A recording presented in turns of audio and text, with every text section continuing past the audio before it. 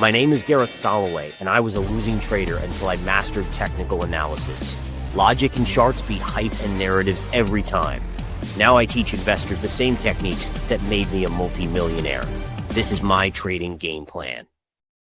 Good morning, everybody. Welcome to My Trading Game Plan. My name is Gareth Soloway, Chief Market Strategist here at VerifiedInvesting.com. As always, we're going to focus on charts and data to give us the best trade setups of the day. Before we get into that, the ADP private sector data came out this morning, a less than expected gain of 22,000 jobs in the month of January. And again, that's essentially no growth in jobs. It's not that the economy is flushing out. We're not seeing a ton of layoffs, but at the same time, the growth in the jobs in the labor market is non-existent. Now, remember, the non-farm payrolls report, which is due on Friday, that will not be put out because of the short government shutdown. Most likely we'll get that number early next week. All right, let's jump into the charts and see where the S&P is trading. The S&P 500 is basically trading flat. If we look at where the futures are or where they closed, this is where we closed yesterday, and you can see we're fractionally up. But essentially, this is going to be a flat open for the overall markets. Now, yesterday, folks,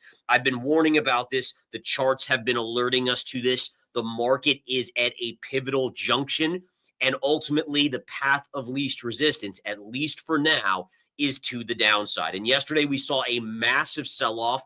A little bit of late day buying rescued the indices from having a huge drop. But what we can see here again, this was yesterday here, folks, massive move to the downside. Selling we have not seen like this in a long time, almost straight down. Late in the session, we did get a little short covering and buy the dip, which took us back up. NASDAQ ended down about 1.5%. S&P was down about 8% on the day. Overnight, you can see again just a whole lot of sideways chop. Now, the technicals continue to point to the downside, all right? Again, it's not me, it's just the charts. Remember, the charts have no narratives. I just read the charts, and it's very clear. I think each and every one of you has the ability to look at the charts and look at the trend lines and say, okay, well, this is where we currently are. So ultimately, this remains the major point of contention right up here. You have the trend line going back to April, the lows in April of 2025. We can see again how it hits, bounces, hits, and then breaks. We do a retrace. Path of least resistance. If you looked at 100 of these chart setups, 70 times or 70 of them would trade to the downside. Now, that's not a guarantee. Remember, trading and technical analysis is never a guarantee. It's a probability-based assessment. We have our bigger parallel, which again has marked every major low in the market the last 5 years and the highs. And ultimately, those two trend lines converge right here. As long as we remain below it, the obvious analysis is, what's the path of least resistance? To the downside. Doesn't mean every day is going to be down. Doesn't mean we're going to crash.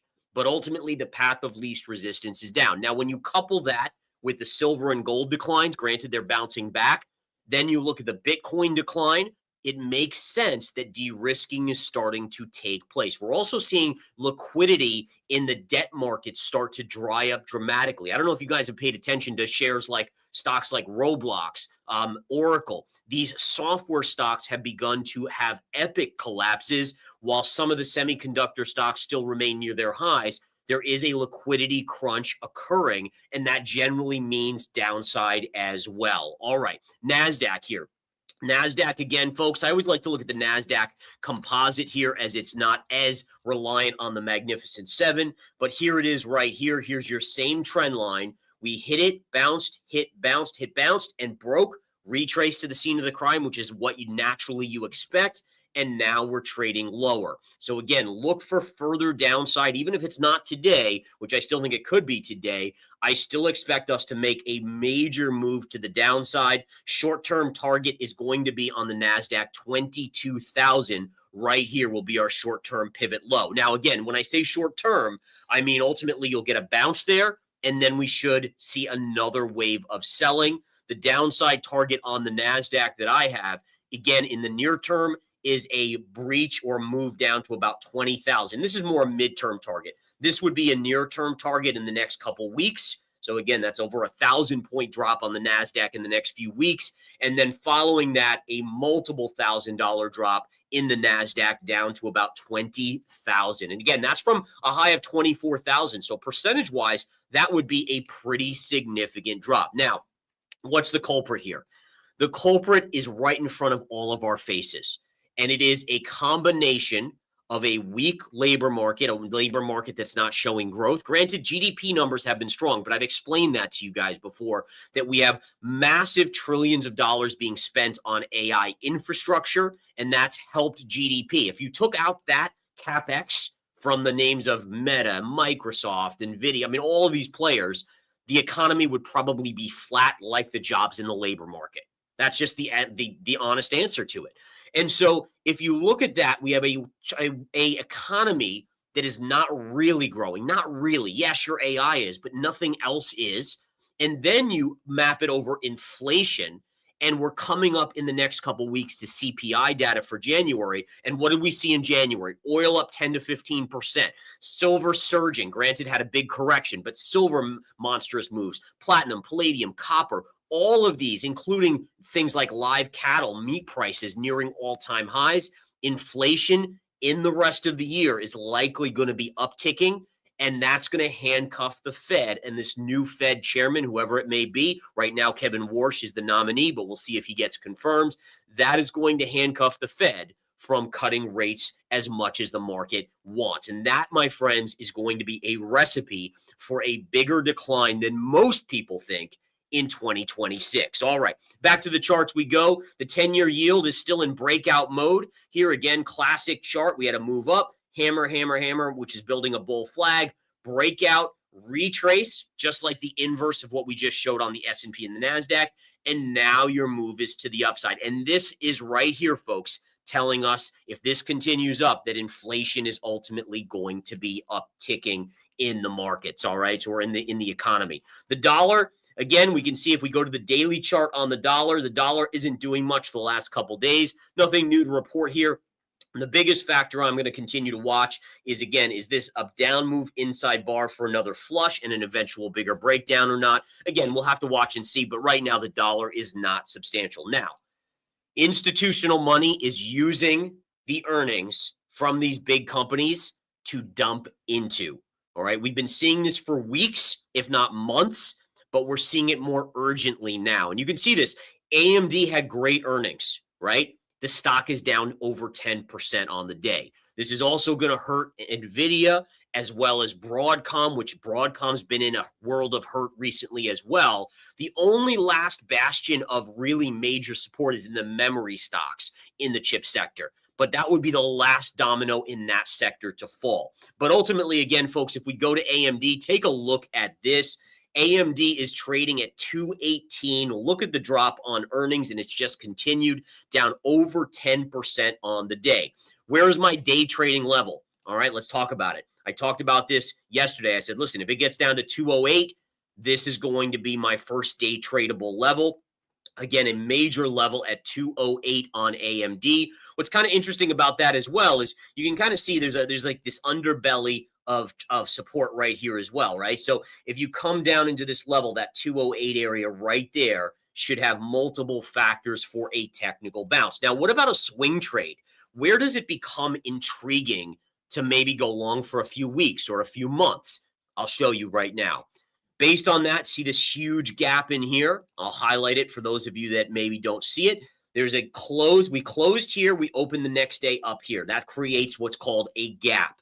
When gaps are filled, that usually signals a significant bounce, especially the bigger the gap, the bigger the support essentially. So what we're going to look for here on a swing trade basis, gap fill at 164, I would consider a long swing trade on AMD. Also note all this sideways chop that builds in additional support plus the gap fill. All right, so we have our day trading level and our swing trading level on AMD. Now, Lumentum, which is a AI memory play, right? And we know about the shortage. We know about SanDisk. This stock is up on earnings. Again, they had earnings yesterday after the bell. The stock is trading up about 10% on the morning session.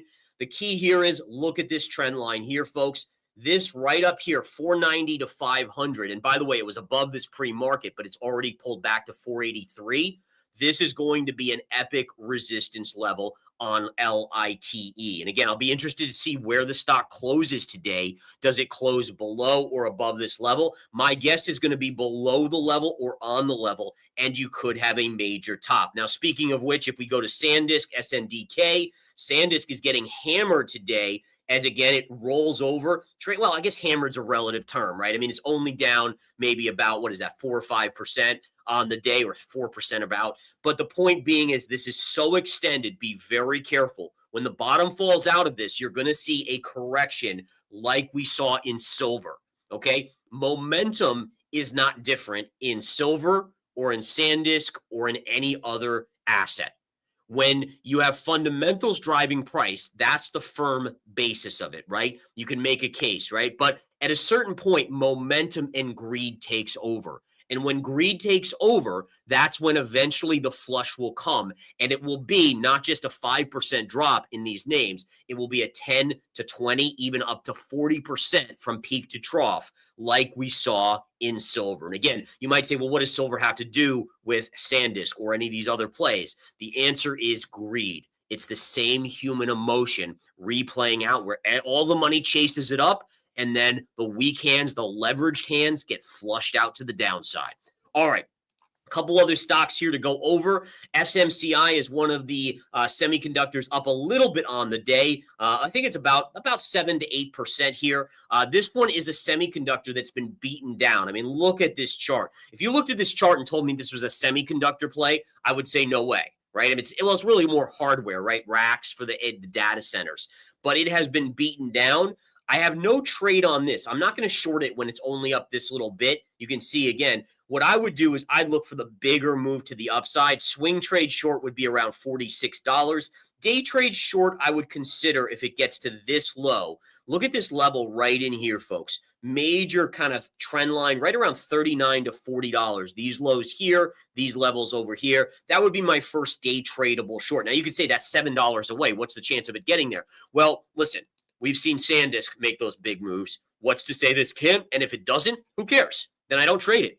That's the discipline of being a trader. A good trader can sit on their dang hands and not force a trade. That's how you actually hold on to money versus most traders. They want the adrenaline. They're addicted to always being in a trade.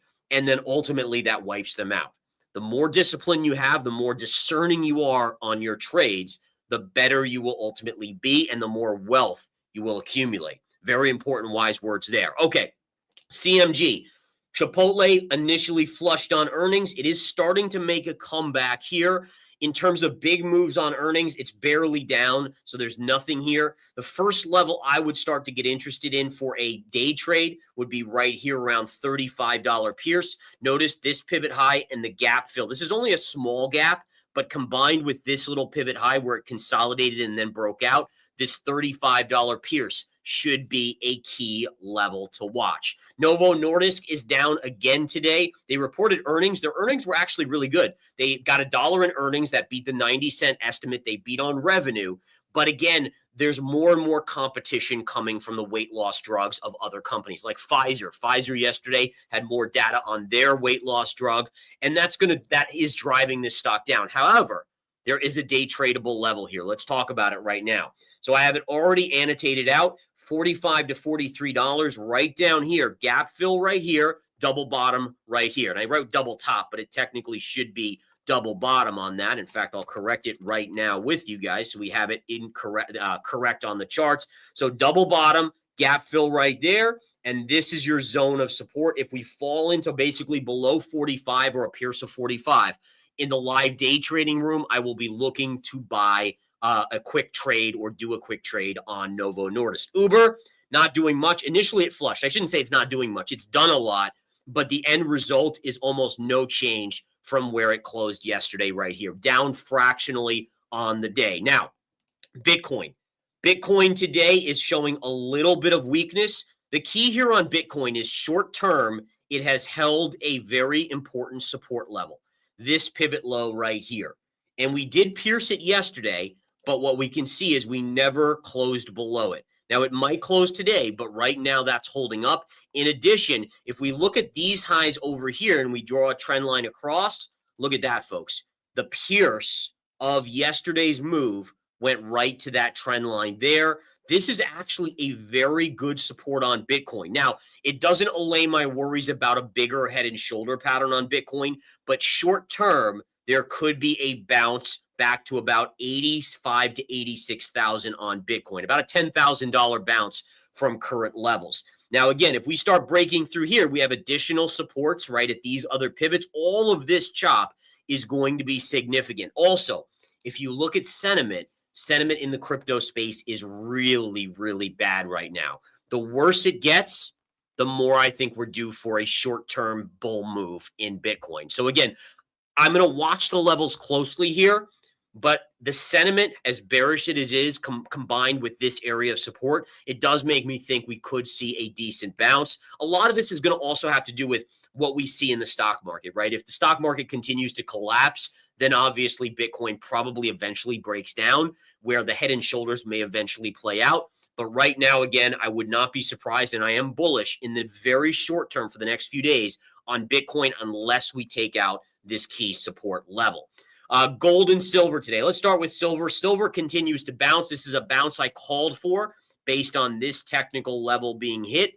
I said, okay, guys, we're likely going to see a retrace to the 50% to 618 on the drop. And so if we do that, that tells me that this is the zone that silver should go back to, basically between 96.50 and 102.50.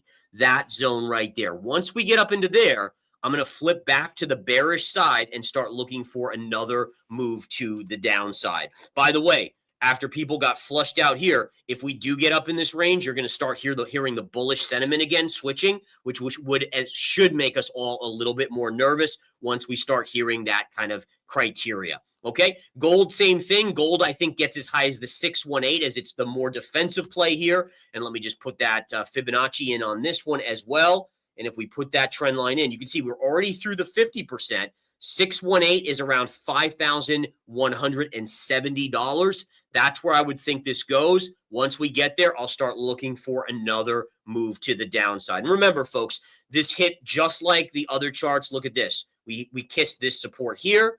And then also you have this beautiful uptrend, upsloping trend line right through these lows, which again took us into major technical support right there, right? So again, beautiful little level there on gold that tagged, which triggered that bounce. And it's amazing how the charts can really show us things, right, about where there's multiple factors of support and then on the bounce. And obviously we'll have to watch. And listen, please understand, all the analysis I've done on gold and silver is near to midterm, right? I'm still unbelievably long gold on the longer term, right, in my longer term portfolio. But in the near term, it just got overdone. The sentiment got too bullish. Same thing with silver, ridiculously bullish to the point where people were jumping in for the quick buck. And anytime that starts to happen, it's a warning sign that when people think it's an easy make me a millionaire type trade, then that's usually a flush out moment or close to a flush out moment. All right, couple other charts here. Let's take a look here at crude oil. See what crude oil is doing this morning. Crude oil is coming back in. I still remain bullish because of the breakout, but this is the key level to hold, 61.25. As long as we hold that, I would favor a continued move up like this on oil. And again, keep an eye on Iran, still continuing to see some kind of unnerving commentary there or rumors. We'll have to watch and see.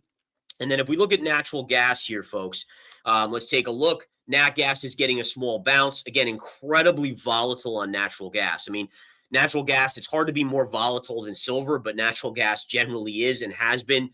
But yes, bounce today, no trade for me here. I was short up here. We made money on that drop. That's about all I have at this point in time. But to summarize, the charts on the S&P and the NASDAQ are still showing a lot of alarming warning signs to investors to the downside. We know how to negate that. The chart would have to get above that major trend line zone on the S&P. And then again, you could say, okay, we're now in price discovery mode. But until then, the charts are the charts. As always, folks, I'm here from Verified Investing, and it's all about charts with no BS. And that's what we want to deliver to you. What's the probability? What are the trade levels based on probabilities from Verified Investing to you guys, this institutional analysis. Go have a great rest of your day. Go make some money. I'll talk to you soon. Guys, Take care.